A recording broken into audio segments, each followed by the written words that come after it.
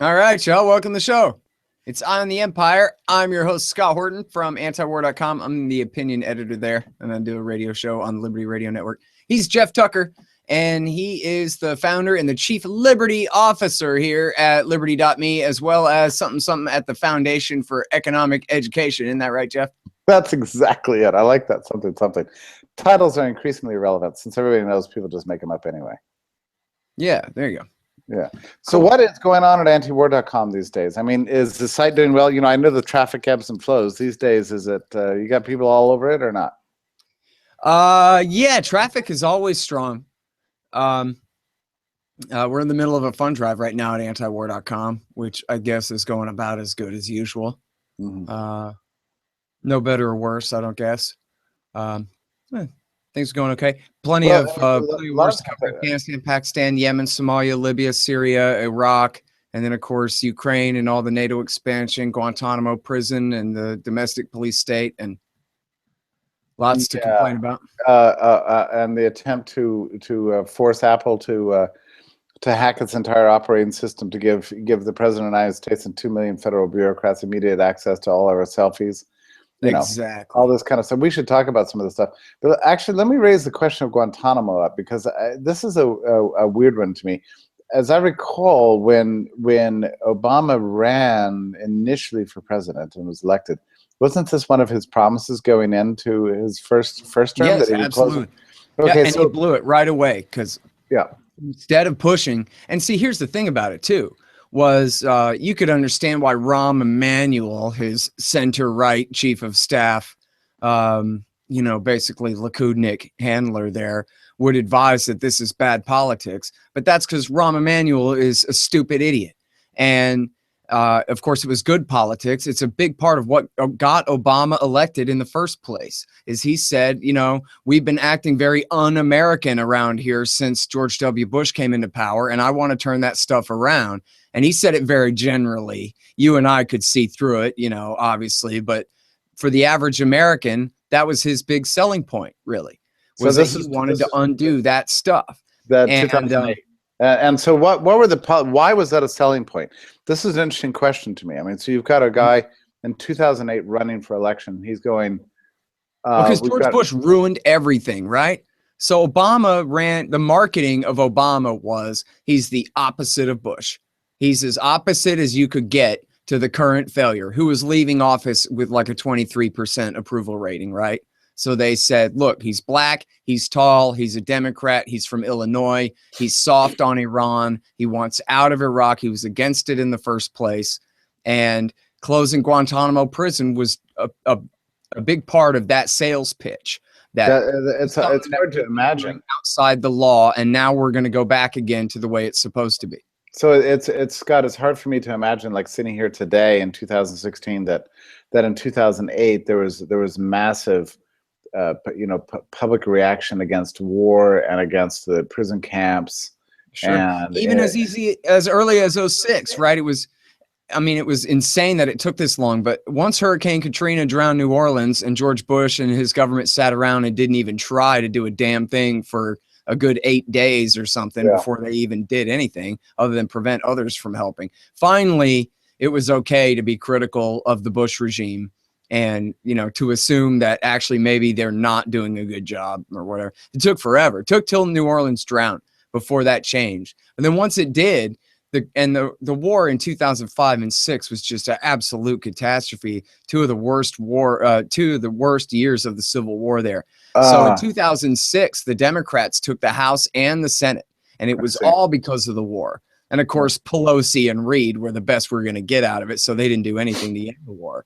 But that was how they won the House and the Senate, was by basically, playing the dove. I have a vague memory, and tell me if I'm right about this, that there was also a sense that many Americans had that we were sick of being hated around the world. Yeah. I mean, that was it. Bush was so ham-handed in his imperialism. It was, Obama was great marketing. There was a great JPEG that used to go around, a internet meme back before they were memes, where it's a skull and he's pulling off the Bush mask and putting on the Obama one or something like that, and it was perfect marketing, perfect public relations for the empire to bring in a guy who on the surface is the exact opposite of Bush. And now, of Yeah. course, the irony of this that I'll never get over in my life is at the same time, Ron Paul was running. And on the surface, Ron Paul is exactly like George Bush, right? He's a rich, old, white, Protestant, conservative Republican from Texas. He's exactly like Bush, except in practice, in substance, he is the exact opposite in every way and for real in ways that Barack Obama never was. So, for example, if Ron had won in 2008, he would have actually ended the Iraq War. He would have actually ended the Afghan and Pakistan wars. He would have really called the whole thing off. He would have closed Guantanamo prison immediately. I mean, they asked him, what would be the first thing you would do on your first day in office? He said, I'd call the admirals and tell them to get the hell away from Iran. I mean, this is the opposite of George W. Bush, right? But on the surface, he was exactly the same and was so therefore unacceptable to the American people, and especially to the Republican Party. Well, They, they couldn't handle the peace part. So you claim, I mean, that essentially Obama was disingenuous, or at least spineless on this matter. But I mean, how is it possible that I mean, he clearly had the intention at some level of shutting down Guantanamo. Here we are. I agree with that. Yeah, no, I think he listened to Rahm Emanuel. Rahm Emanuel told him it would be bad politics. And by the way, those 2006 elections that I mentioned where the Democrats won the House and the Senate, Rahm Emanuel was the leader of the Democratic Party in the House. And I forget if he was the whip or the minority leader before that, whatever it was. But anyway, he made sure that the Democratic Party only backed pro-war Democrats in the primary elections in 2006. He said, no, being anti-war is bad politics. And so, I don't remember all their names, but for example, he supported the pro-war Tammy Duckworth versus her anti-war opponent in the primaries. And on counterpunch.org, there was an article, I think by John Walsh, about how every single hawkish Democrat that they supported in the primaries lost in the primaries to the anti-war person. And then the anti-war person won in the general. And then, I think there was a couple of exceptions, in the pro-war people who won in the primaries with Democratic Party backing lost then in the general election. And so Rahm Emanuel's Rand Paulian run to the center, abandon all principle strategy completely failed, just like it did for Rand Paul. And yet Obama listened to him. And so instead of saying, hey, Republicans, if you don't like it, tough. You just lost in a landslide election because the American people want me to close Guantanamo Bay. And if you don't like it, you're just going to have to throw a temper tantrum and we're all just going to sit here and laugh at you. And he would have won. In the first year, if he'd just done it, he would have won. And yet it was in the Washington Post. They had quotes from all these senators saying Obama wouldn't lift a finger to help them. And Carl Levin and some of these others, they made moves to try to push legislation forward to stop the Republicans, to help provide Obama some cover in the Congress as he did the parts that he could do under executive action only. And he did nothing whatsoever to coordinate with them on doing it. Basically, they figured out real quickly that they had stuck their neck out for nothing. And so they pulled it back, and that was it. And then after that, the Republicans said, oh, we're afraid. And if you bring any of these Guantanamo inmates to America, then we'll have terrorist attacks and we'll all get killed. And so we have to keep them in Cuba. And they started passing laws, riders to the appropriations bills and so forth, saying that Obama's forbidden from spending any money to bring them to the U.S. So the whole thing's been in stasis since then. So he's in the last days of his presidency, last months, whatever, and he's actually getting around to what he promised to do 8 years ago. And well, kind of. I mean, not really. His plan that he announced today was the same one as always, the failed one, where he's going to, I guess partially work. He's going to speed up the review process and see if he can send some more of these people home. But not all of them. And there's still an entire category of people, Jeff, who Obama and his team, not just the military, but Obama and the White House say are unprosecutable because they have no evidence against them, that at least that wasn't, lies tortured out of somebody else, but that they say are too dangerous to release. And so those people are to be held without charges for the rest of their lives, only on American soil now, instead of on a military base in communist Cuba. And so what they're trying to do is what they call Guantanamo North, which actually could be worse than just leaving Guantanamo open, because then it sets the precedent that we can get away with this kind of stuff on American soil as well. Well, When the reason they put it in communist Cuba was to try to get away with the fact that it was in Cuba and not in the United States. Yeah, well, I was just thinking with your description of like without charges, held for the rest of your life, unfair kangaroo courts, all the rest of it. I mean, that's a good description of a large portion of the U.S. prison population now. So yes, that's absolutely just to true. point that out. I mean, yeah. But the Republicans, nonetheless, are making a huge maudlin, displays about Obama's efforts with regard to Guantanamo, right? Now. Yeah. Well, I mean, they're going to do whatever they can to obstruct what little he's trying to do. There are only, I think, 12 people that they want to put on trial. Maybe it's 9 that they want to actually put on military trial. And then the rest they want to either send home to their own countries or countries where they can be prosecuted for, crimes that they committed there, or just released if they can be released. So they're trying to basically whittle down the numbers to fewer. And then, as far as bringing them to the United States, I would like to see Obama. I think it would be great to see Obama just order the military to bring them here, bring them all here, and order the Justice Department to, take these people into custody and then either indict them or set them free. And if the Congress doesn't like it, then they can impeach him. And then he'll make the case to the American people in his Senate trial that he's upholding the rule of law and the Republicans are a bunch of radical Trotskyites trying to destroy it. Of course, he wouldn't do that. If he was going to do that, he would have done it in 2009. So I don't even know why he's messing around. I don't know why he doesn't just let it be at this point, Jeff. Well, I wonder sometimes if a lot of what he's doing is sort of last ditch acts at vague adherence to principle for fear of being condemned by the history books and so on. Yeah. That's it. But still, I mean, it's interesting you bring all this stuff up because the ethos of American politics today is, at least as I can tell it, is very different from what it was in 2008. I mean, the idea that people were tired of being the world's policemen, we're sick of the wars were a failure. We need to shut Guantanamo. We need to start being, collegial and around the world, and not just constantly blowing everything up and squandering money and so on in lives. That ethos of 8 years ago has been very much changed, and now certainly within the Republican Party, it's completely out of control. The level of warmongering spirit is like, it's beyond. Yeah, it's hard to measure these things, but I would say it's even beyond, like 1982 style anti-communism. It's hysteria. Yeah. Well, I mean, that's the whole thing about the conservative movement these days, is they're just completely disattached from reality.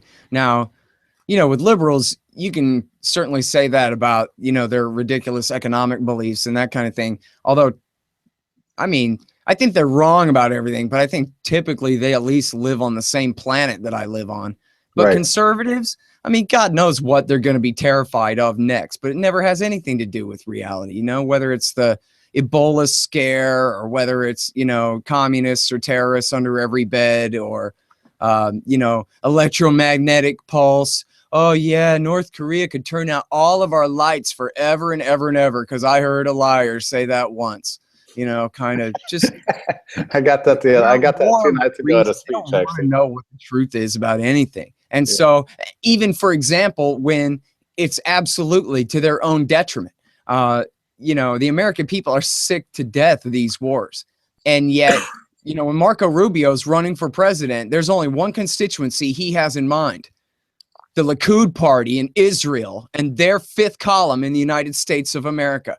What does Sheldon Adelson want to hear? What does the Wall Street Journal editorial page and what does Bill Kristol at the Weekly Standard, what do they want to hear? That's the only thing he has to say. He has to please them to get the money. And yet he's completely overlooking the fact that the American people, if they even knew who Sheldon Adelson was, would ask him to please go to hell immediately. They're sick and tired of fighting wars for Israel over there. And the fact that that these Republican Party hacks are being foisted on us from such a narrow interest group in America when virtually everyone else is opposed at this point. Even the generals are sick and tired of the wars at this point, you know, some of them.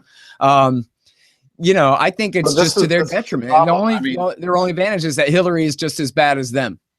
Well, but otherwise, this is a real problem for somebody like me. And I've very much used the Trump campaign to alert people to something. I think there is a lack of public knowledge about the reality of fascism, what form it takes, what it looks like, what it sounds like, what it feels like, and its substantial and important historical meaning in the sweep of the 20th century, and how Trump, you know, has sort of, you know, made this a 21st century ideology and reapplied it in ways it's never been applied before.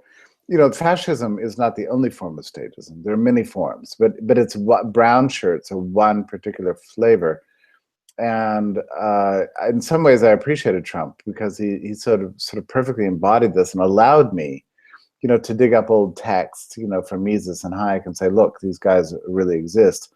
They exist as a blowback against the left, but they really come from the left, but masquerade as anti-leftists, and they purge leftism of its most objectionable sort of cultural traits and infuse it with sort of a bourgeois ideology and favor, you know, radical authoritarian policies and autarky and protectionism and racialism is not an accident. So I mean, he's been this sort of beautiful sort of teaching tool, you know, and yet, and here's what's interesting to me about it.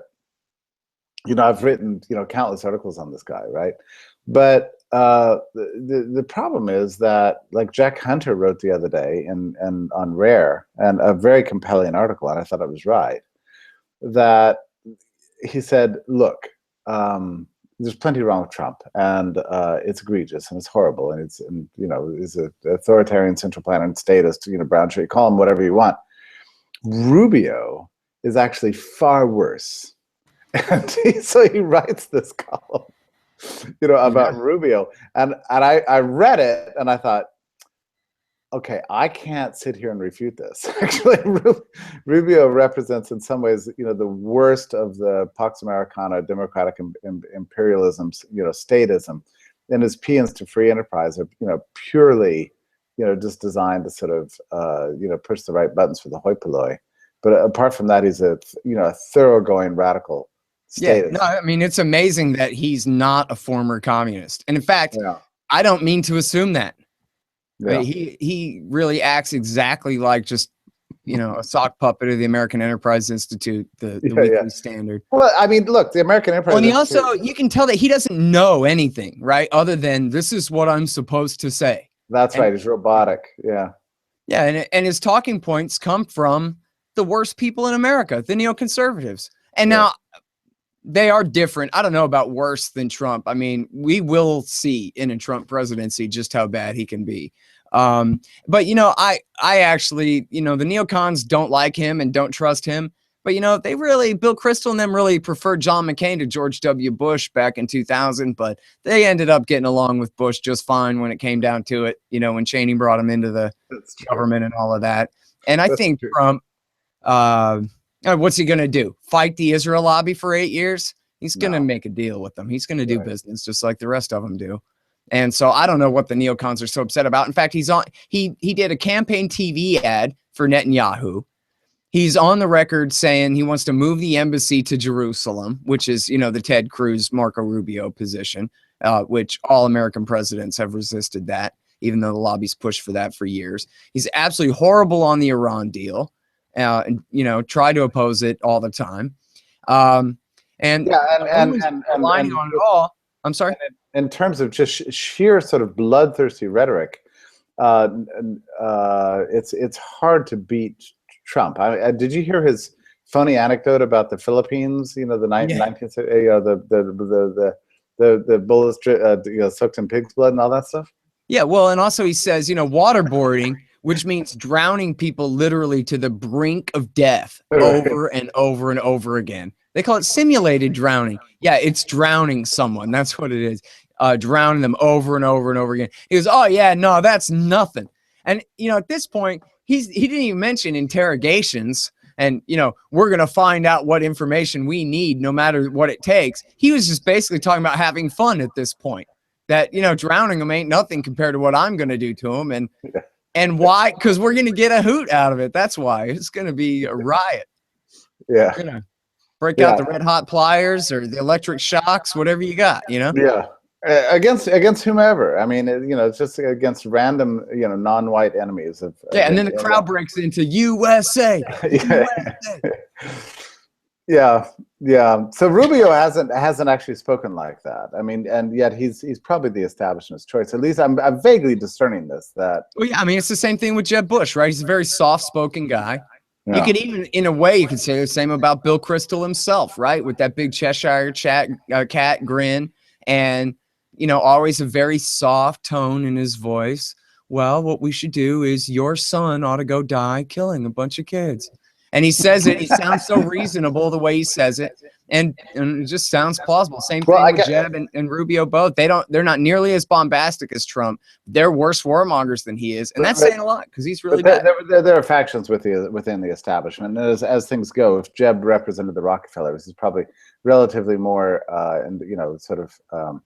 Realpolitik, he shouldn't sound like it. I mean, he sounded as bad as Rubio on any and every one of these policies. That's interesting. I never really had that sense of him, and I was a little bit sympathetic to Jeb, as compared with the others, and that's probably. See, this is where you and I really differ. I love watching Trump pants Jeb. I love watching him just punk Jeb. Give me your lunch money, bitch, and just go home and wash my dishes. Yeah, it's a matter of like what kind of entertainment you like, right? Because it's Jeb Bush. He's a Bush. Yeah. So I always felt a little sorry for him, and probably wrongly. I mean, I can't even justify my opinions here, but I just always slightly felt sorry for Jeb. What happened to him? Well, no, I mean, it's a good instinct to feel bad for a nerd being picked on by a jock, right? Like, that's the right thing. But in this case, it's Jeb, and so just do your worst, man. I mean, that's what I'm gonna miss about this campaign. Although I'm sure he's gonna turn his sights on Hillary soon, which should be funny as well. Again, I'm not for him. I'm just for watching him pick on these other guys. Well, it's funny because I keep writing these articles that are RIP Trump, right? Mm-hmm. And then they all end up, being false because he keeps, rising from the dead. But one of the things I wrote was that if Trump doesn't become president, we're not going to be able to witness something I've always wanted to witness, which is a Republican going in claiming that he's going to revolutionize government. He's going to control everything.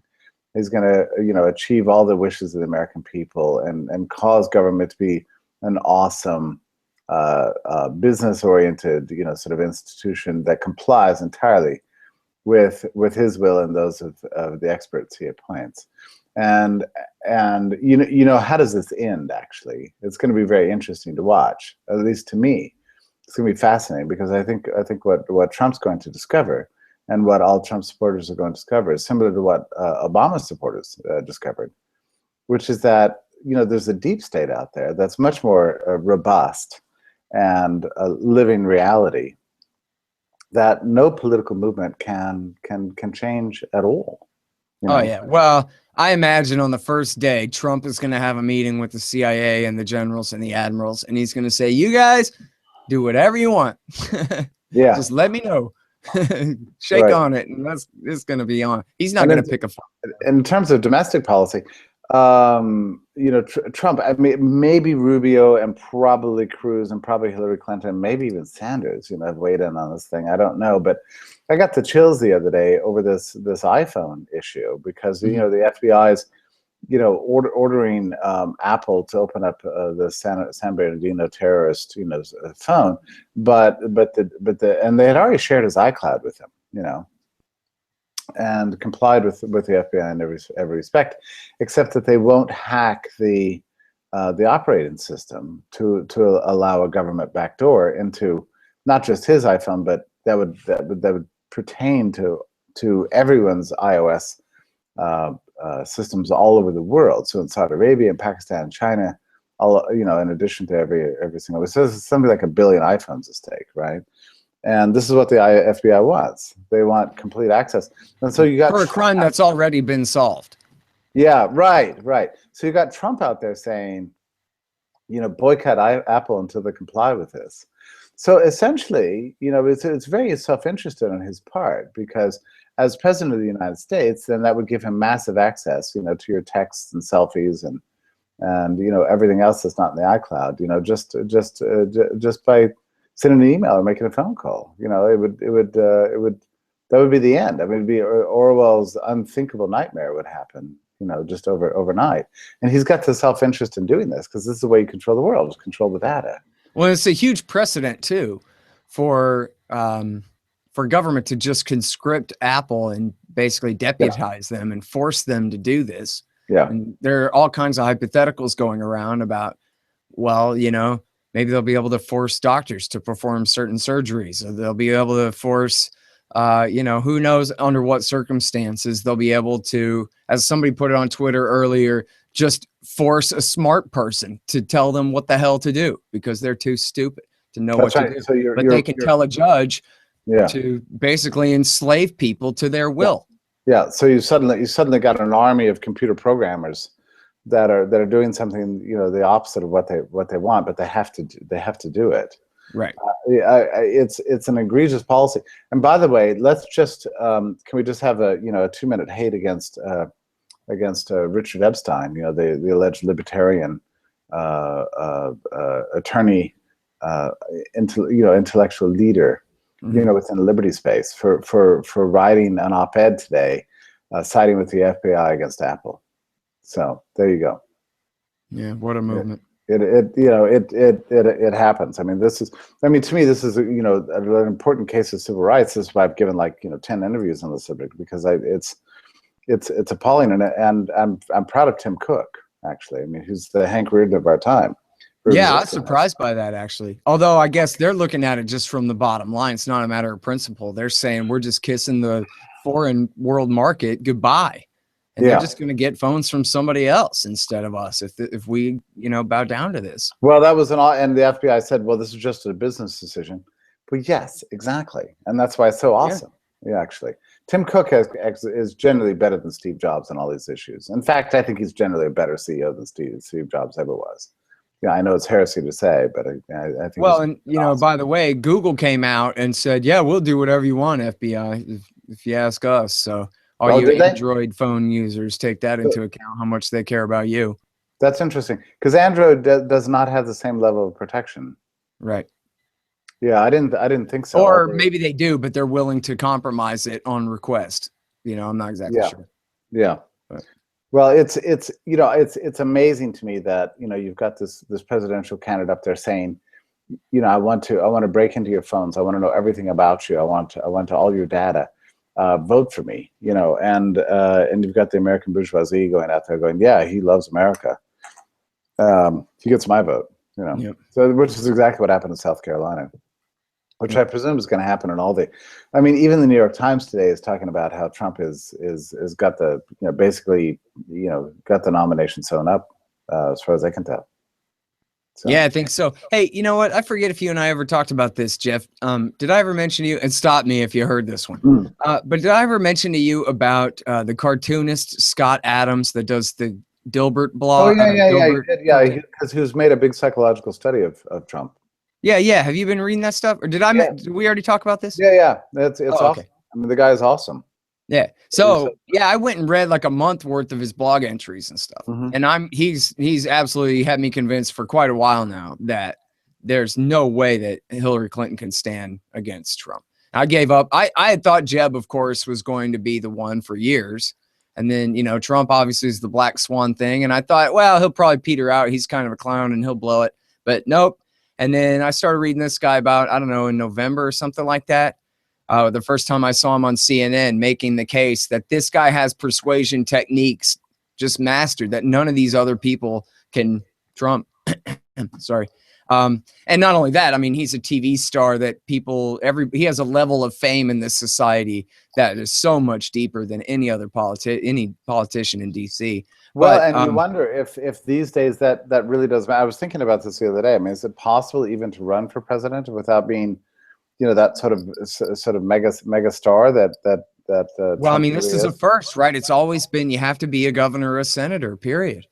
And that is Mm. it. You have to be. And here he is a level of fame enough to come in as an outsider billionaire. And, you would know better than me, but the story's told that Ross Perot actually had a real chance in 92 to do this, except he dropped out saying Republican dirty tricks, which I believe him because why not? But he dropped out and then got back in. And by then he had destroyed his candidacy Well, and the thing is that people are unfair to Ross Perot because, first of all, there was none of this. I mean, he was against NAFTA, but that's kind of a mixed thing, really, in some way, from a free market point of view. There was some some protectionist signaling going on there, but I never had the sense of this sort of brown shirted interwar disgraced politics of Mussolini kind of thing from Ross Perot. I mean, for one thing, his campaign was entirely focused on reforming government. That's completely different from what Trump said. Trump doesn't talk about reforming government, or when he does, it's just like tossed off like, whatever, we're going to make it work better or whatever.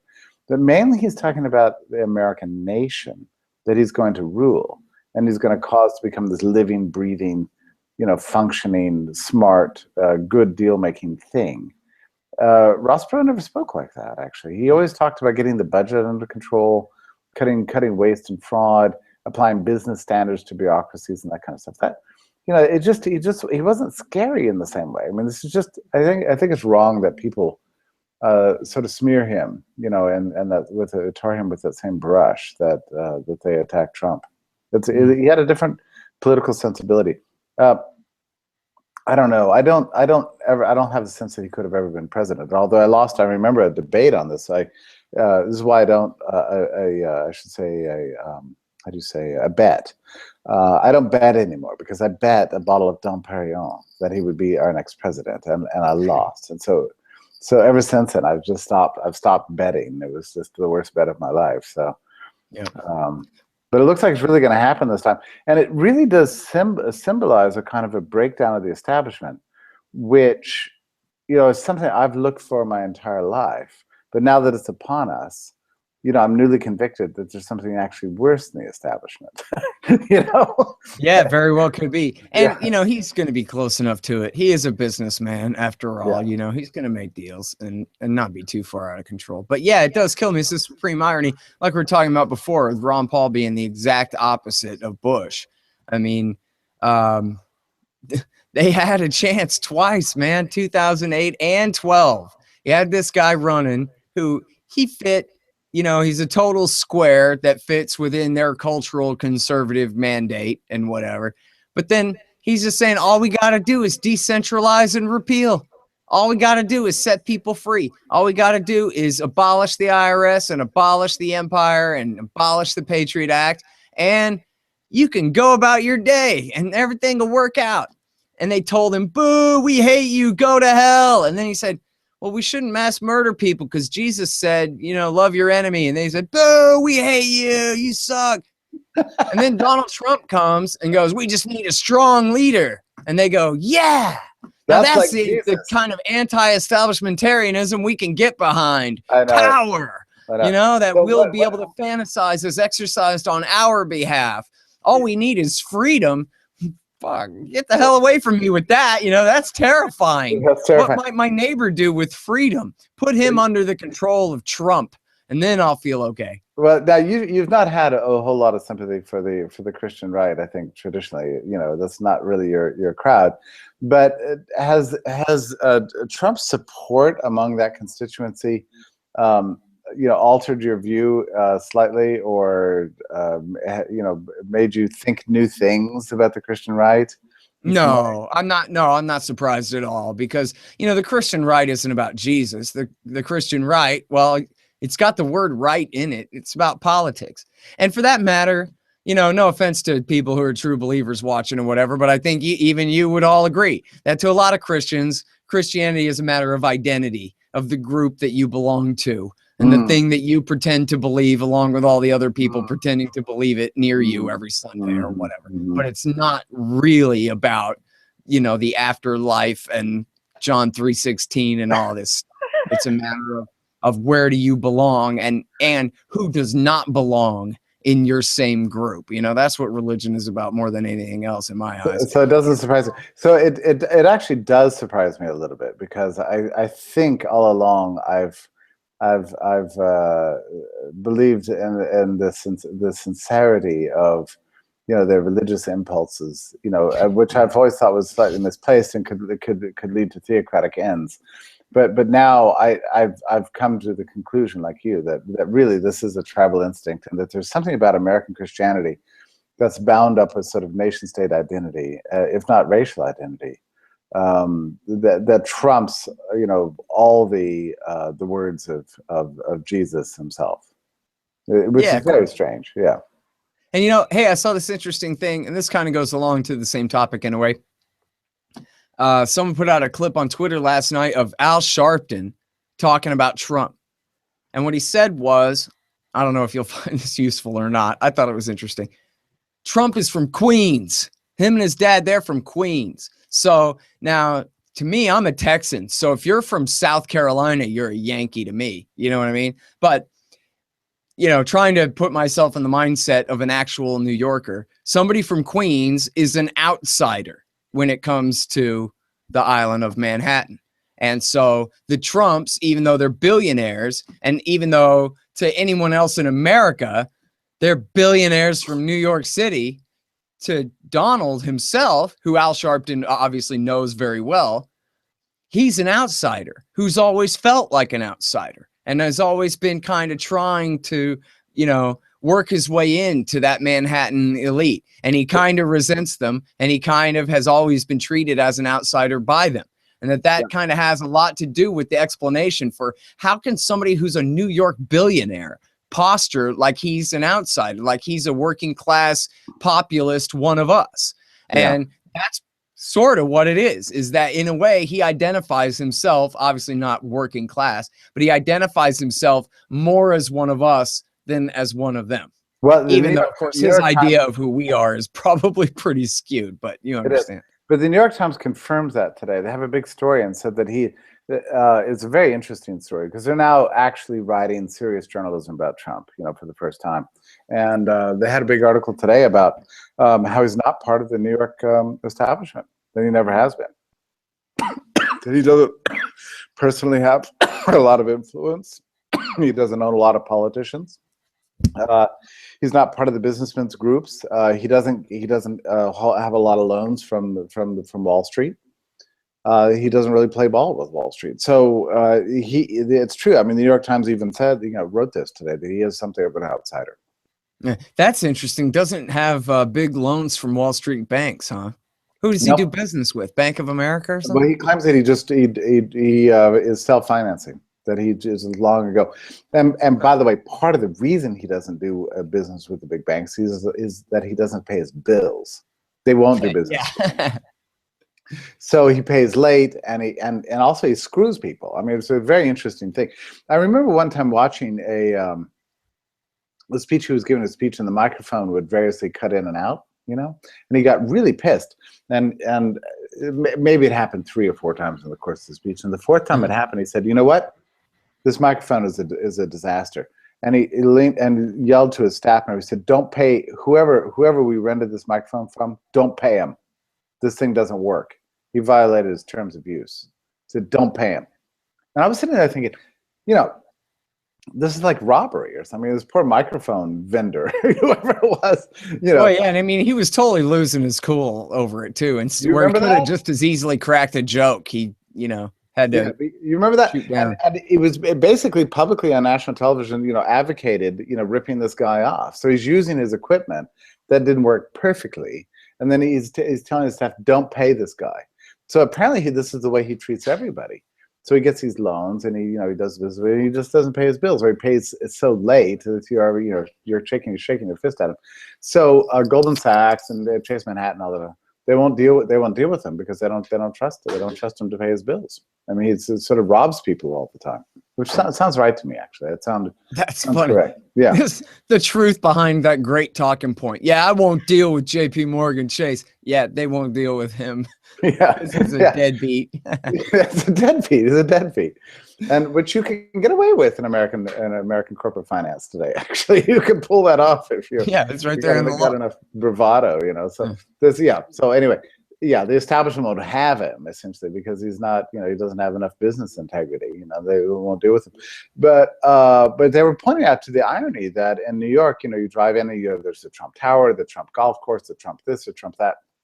Despite the fact that his name is on everything, that in fact he doesn't wield any influence at all politically, and he's not part of the sort of the New York financial billionaire scene at all, and especially because his business interests are so nowadays truly international, and a lot of his business interests really consists of sort of renting out his name to vodka companies and clothing companies and everything else. He's more of a media star than a genuine builder capitalist. Yeah, so it's interesting. Anyway, have a look at that story because I mean, it's an example of what's happened in the New York Times. They're starting to actually take him seriously as a person and examine who the hell is this guy anyway, because he very well could be our next president.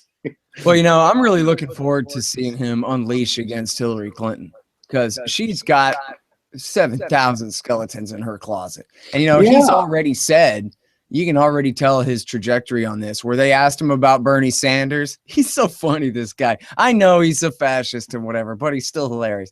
They asked him about Bernie Sanders, and he goes, I don't really think Bernie Sanders stands a chance. He's really pretty much beside the point, unless Hillary gets indicted. Now, so we know that she's not going to get indicted, but we also know that she's a criminal. We also know she belongs in prison. In fact, that was a line that he had used before. Was who? Hillary Clinton? She belongs in the penitentiary. Right? She's lucky she's not in the penitentiary. So not even jail. He doesn't even say jail. He says the penitentiary. No, you're not. You actually picture her on the cell block, locked up in there.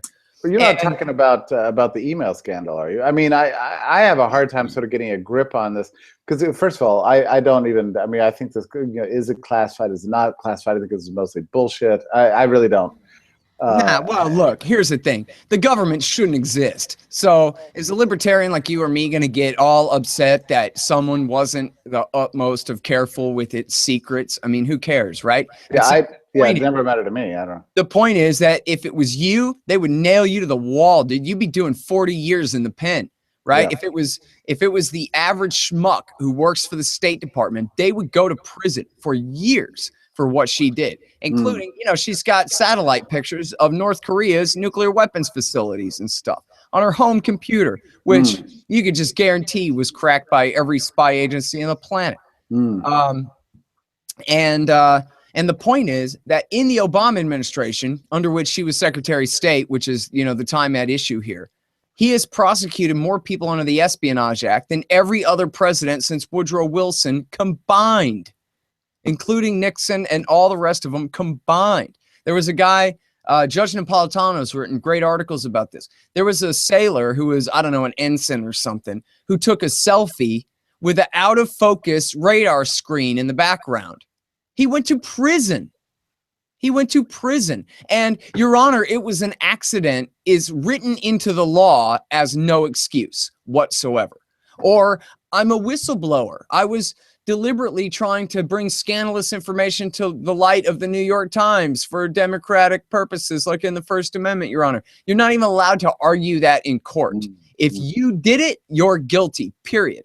And there are right this minute, Chelsea Manning, Barack Obama has, with Hillary Clinton's assent, she was in power at the time and was all for this and publicly condemned Chelsea Manning. Chelsea Manning is doing 35 years in the brig for the heroic liberation of the State Department cables and the Iraq and Afghan war logs and the Guantanamo files, right? So this is the administration that if you leak secrets, they will bury you under the effing prison. But if you're Hillary Clinton, law, what law? There's no law. She can do whatever she wants because there's just politics, so it doesn't matter. The point is, of course, we all know she won't be indicted, but we also all know that's because the law doesn't apply to her. And all I'm saying is, man, you couldn't, if this was a sitcom, you couldn't write these talking points for Donald Trump. You can make up a scenario where he has a weaker candidate to run against than Hillary Clinton. The boss that everyone hates, the feminist who excludes everyone else from what she's about, whose every single sentence begins with the word I. And the woman who we all know is guilty of God knows what crimes, from getting thrown off the Watergate impeachment hearing committees in 1972 all the way through the present day. And never even mind the policies that she implemented in, say, for example, completely and totally obliterating the countries of Yemen, Libya, and Syria, as she did as the Secretary of State of this country. So he is just going to nuke her off the face of the earth. I'm with that guy, Scott Adams. By the time of November, she won't even be running anymore. She will be so far down in the polls, he will walk into the presidency. But aren't you presuming, because doesn't she have a built-in constituency? I mean, you got every single public sector bureaucrat, right? You've got all this sort of reliable Democratic voter class. I don't think so, man. I think all the blue-collar white Democrats are going to flip to Trump. The Reagan Democrats, the labor union Democrats. And this goes back to that Scott Adams thing. Ted Cruz says, I am the true conservative grassroots candidate. So what he's saying is, I only represent 15% of the population of the country and everybody else go to hell, right? What Donald Trump says is, I am the leader of all of us. Well, citizens anyway. Everyone else can go to hell. But and it's not that he's a rhino necessarily, but on some things he's willing to reach out to Democrats in a way. I think he's just going to destroy her.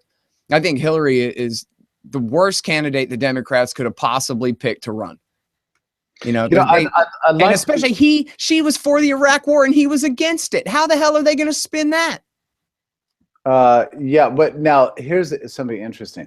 Sheldon Richman wrote a column the other day where he said that that in fact Donald Trump was not for the Iraq War, that he wasn't against the Iraq War, that he didn't. Well, kind of close enough though. I mean, he denounced it in no uncertain terms from 2003 on. So It's true that it came out that he was wishy-washy before it, but it still doesn't matter. I mean, he's going to sit there. He wasn't in the House or the Senate at the time. So he can still sit there and say, she voted for it. She ruined everything. And by the way, his answer on this is not just bluster. He gave an answer in a press conference about this, where he didn't just, make his little practiced accusation. He explained that, I mean, he didn't really get too deep into geography, really, but he explained that they turned half the country over to Iran and half the country over to Osama bin Ladenite terrorists. Yes. And they turned it into the Harvard of terrorism. They completely destabilized the entire region. And as he put it, the current refugee crisis that has the American right completely flipping out about all the Muslims, the millions of Muslims fleeing all the lands that America has destroyed, and giving rise to Nazi-style politics all over Europe. Exactly, and all of this, he has said this is all George Bush's fault. And he stopped and goes, yeah, okay, it's kind of sort of Obama's fault for leaving too soon. That's a favorite Republican talking point. If only Obama hadn't pulled out at the end of 2011. He was forced out, by the way, at the end of 2011. He tried to stay but couldn't. But anyway, so he works that talking point in, but he is not shy at all about saying that George Bush's aggressive war for fake reasons back in 2003 is the thing that destroyed everything for the whole region. And he hadn't started ticking off the countries yet, but he's gonna smash Hillary with this. It must delight you, Scott, and I'm not sure exactly when this began to really happen, but sometime in the last 6 months, a year, it's become almost a part of the sort of civic convention that the Iraq War was a disaster, that it was a mistake, it never should have happened, that the results were catastrophic, that we'd be far better off if it had never occurred. I mean, basically, I was startled during the State of the Union address that even though those weren't Obama's precise words, he was very keen to sort of signal listeners that that's what he believed. And now you have people, the Republican Party sort of believing this now, and Trump, the other night, the debate being the first one really since Ron Paul to actually sort of say it brazenly, and in a way that was so compelling. It's fascinating to think here we are in 2016. The generation before us, or two generations before us, had Vietnam as the example of the failed foreign war, and that made everybody skittish about empire, and the neocons hated that, right? That's what sort of gave rise to the neoconservatism in the 1970s, was a resentment against the anti-Vietnam, sort of what they call the Vietnam syndrome, right? So now we see the emergence, and it's only going to get more intense, to my mind, of you could call it the Iraq syndrome, which is that these wars are going to lead to unintended consequences. And it must delight you to some extent that you see Iraq emerging as a sort of prototype of what not to do in foreign policy.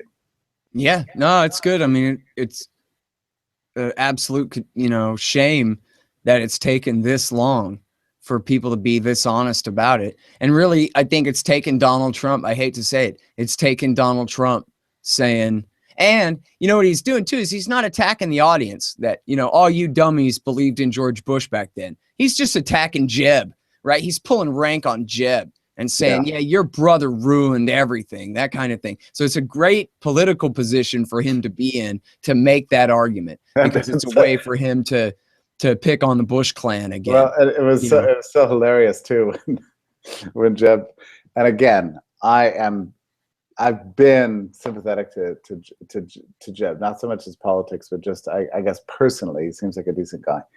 You would probably disagree, but and probably there's reasons for this. Maybe it's because I'm from Texas. I don't know what it is, but I've been warm to him. But when Trump said, Jeb said something, my brother kept this country safe, and Trump's like, what?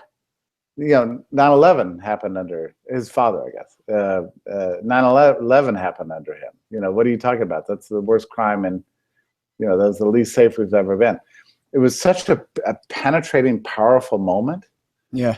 Because, oh man, I've been waiting for someone to fight about that for years, man. Well, that's the kind of thing that Ron Paul was always too much of a gentleman to have that kind of fight. But it was so devastating. But that talking point that Jeb used, that's a 10-year-old talking point, or at least I don't know, 8-year-old talking point that George Bush, you say what you want, but he kept us safe.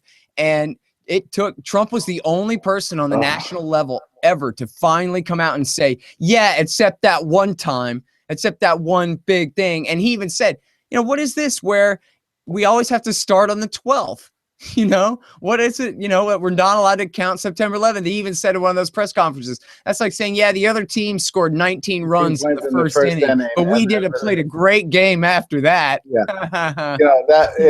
It's exactly, just, and he is a master communicator. I mean, he's said in a type of language that's actually capable of changing people's minds. I mean, it makes you stop and go, hey, yeah, wait a minute. Why doesn't he get blamed for this? I mean, it was an awesome moment. Hey, and you know what? Thank you for giving us a chance once again on the show, Jeff Tucker, to underline Rand Paul's world historical failure in the election campaign season of 2016.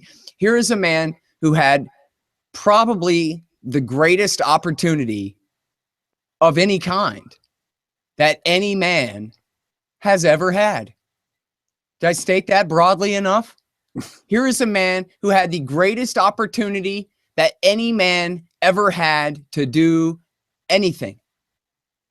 Here's a guy who walked in there with 40 years worth of Ron Paul's legacy and threw it in the garbage, tore it up and spit on it and threw it in the garbage and set it on fire. And then went and had a meeting with Sheldon Adelson to say, what do you want me to say, Sheldon? Should we guarantee independence for a new state of Kurdistan? What, how deep in the ocean should we drown all the Palestinian children, Sheldon?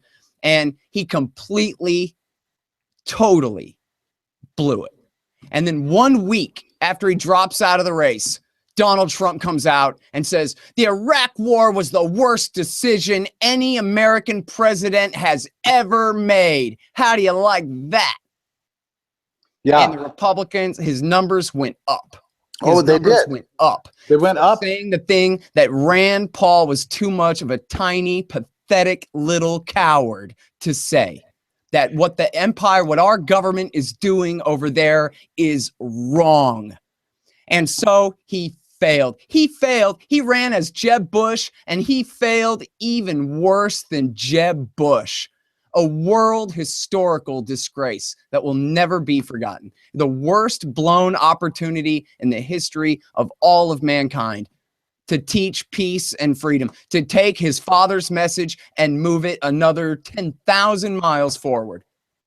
Completely destroyed. And you remember when after that moment when Trump said that, all the pundits said, well, this is a disaster for Trump because he's criticizing Republicans, which is something you can't do and survive the primaries, since the Republican voters don't like this. And as soon as I read that, I thought, you know, that doesn't sound right to me. Actually, that sounds like a rule that the party imposes that the voters don't give a shit about, actually. Yeah, or, you know, as one guy put it on Twitter that night, he said, you know, maybe the soldiers in South Carolina resent being lied into war more than the pundits do. Yeah, yeah. You know, these guys who gave their arms and legs and their little brothers over there. Well, it's and I'm going to write about this, I think, in this coming week, because I think it's time we ask this question. You know, essentially, who is to blame for Trump? Rand Paul. Yeah, I know that would be your answer, right? Yeah, but you know, his entire campaign was, look at me, I'm Jeb Bush. Look at me, I'm declaring my candidacy in front of an aircraft carrier. Look at me, I'm bad on Iran, I'm bad on the Islamic State, I'm bad on Palestine, I'm bad on Guantanamo, Afghanistan. What do you want? Whose life do you want me to sell out? And I'll sell it out, he cried, and completely failed. And instead, just think of the counterfactual. If he'd just come out and said, ladies and gentlemen, you're buying Donald Trump, New York billionaire, as an outsider? Like, I might be a senator, but my last name is Paul. And I'm the one who wants to abolish the IRS. We won't need it anymore because we're going to abolish the empire. And so we won't have to have an IRS to pay for it anymore. And we're going to repeal the entire Patriot Act. And we're going to repeal the entire whatever. Homeland Security Department, the military commissions. We're going to war. We're going to repeal the 21st century. You want to talk about outsider? Here's the damage that Bush and Obama have done that I am going to undo. And if he had meant it, then Donald Trump wouldn't have been able to stand against that narrative. Donald Trump's only narrative is, trust me, I'm going to make America great. But that can't stand up to real truth. But no one's. It's not just Rand Paul. I mean, I think you're right about the special moral obligation he had due to his family heritage and that sort of thing. But you know, the Republican and all the people Party who financed his campaign for the Senate 6 years ago too. But the Republican Party in general, you know, gave Trump. Well, let's just say it's not just the Republicans, although they definitely gave him this opportunity, this attempt to sort of, you know, forever defend George Bush and maintain a code of silence on the Iraq War and basically wink, wink, nudge, nudge. Actually, we love the empire. I mean, it's a little bit disingenuous on the part of National Review. As much as I'm sympathetic to their cover story on him, Trump in many ways just represents a kind of a comedic version of what they've been pushing. Yeah, you know, and let's be clear, the only reason the National Review doesn't like him is because he doesn't want to get rid of Bashar al-Assad for Benjamin Netanyahu. That's it. That may have been the underlying motive. I don't know, but a lot of what they said was true. But the problem is that American conservatism has been structured in a way a little bit highbrow, but basically statist authoritarianism, imperialism. That's always been the ethos of American conservatism. And so Trump sort of takes this and makes it a little bit silly, popularizes it, and infuses it with sort of a nativist ideology and protectionism, you know, plus, you know, the American love of the successful capitalist, and, you know, and rocks it, and everybody's, you know, panics about it. But but we shouldn't just blame. You know, this is, I think, what I'm gonna write. I'm not entirely sure, but we can't just look to the right. I mean, the right is a lot to blame, but the left has been working since essentially the progressive era to build the institutions that now Trump is going to inherit and control. You know, they built, you know, these progressive institutions, from the income tax to the central bank to labor regulations, the New Deal industrial planning and wartime planning, and executive powers, all the things that the left has built for more than a century, are now going to be seized and controlled by their worst nightmare. Yeah, so there's a lot of blame around. At least we'll win some new libertarians from the left. that is true. And Scott, I have to say, and maybe I'm somebody recently called me, you know, the Candide of our time or something. I don't know what, but that may be right, or the Pangloss, yeah. Yeah, the Pangloss. But here's the thing. I think that liberty lovers need to go through this period. I think it's going to toughen us up. It's going to embolden our ranks and make us not just, you know, people chasing around some candidate, but rather a serious intellectual, social, cultural, robust movement of universal resistance. And this, I think, could be the result of this election season. And if that is a result, I'm sorry that we have to go through it, but I think the results in the end could lead to a lasting, robust, firmly grounded liberty that will take us into the next century. Yeah. Well, and you know, too, like you were saying about that anti-war consensus that's been forged even in kind of Obama years, sort of under the radar. The liberals want to look away from his murders. The right doesn't want to really give him credit, or they don't want to give him credit for getting out of anywhere. They don't want to give him credit for going into anywhere either. But I think, you know, to have a Republican in the White House means that's going to really reinvigorate the anti-war movement on the left.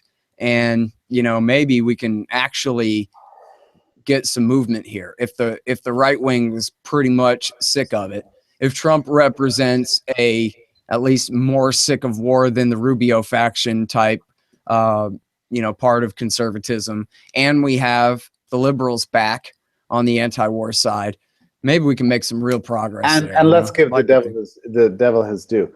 For all that is wrong with Trump, and nobody loathes him more than I do, he actually has been consistently good on the Second Amendment. So, well, but that's easy for a right winger. I won't give him credit for that. It is, but I mean, any idiot can be good on guns. But it means that he's going to have a hard time reversing himself after he's president. So, and that's an important check on tyranny. I'm sorry, I'm not a gun. Yeah, no. I totally agree with you. I'm just not worried that Republicans passing much gun control. That's not really their thing to do. You know, we got to be definitely worried about Hillary Clinton if she was to win. Yeah. Well, Scott, it's been amazing talking to you. Yeah, we're out of time, aren't we? Hey, you know what? We didn't get to talk about how horrible Bernie Sanders is on Afghanistan, Pakistan, Yemen, Somalia, Libya, Syria, Iraq. I want to know more about that. So let's hope he makes some progress over Hillary Clinton, and in 2 weeks when we meet again, we can bring it up. Yeah, that sounds great. Which, by the way, I hate to ruin your night, but they're doing a town hall right now, the Democrats on CNN. You might want to let's turn it on. Right. Hey, listen, thanks everybody very much for tuning into our show. I'm Scott Horton, and he's my friend Jeff Tucker. Say goodbye. Bye-bye. All the best. Bye, guys. Thanks. See you next week or 2 weeks.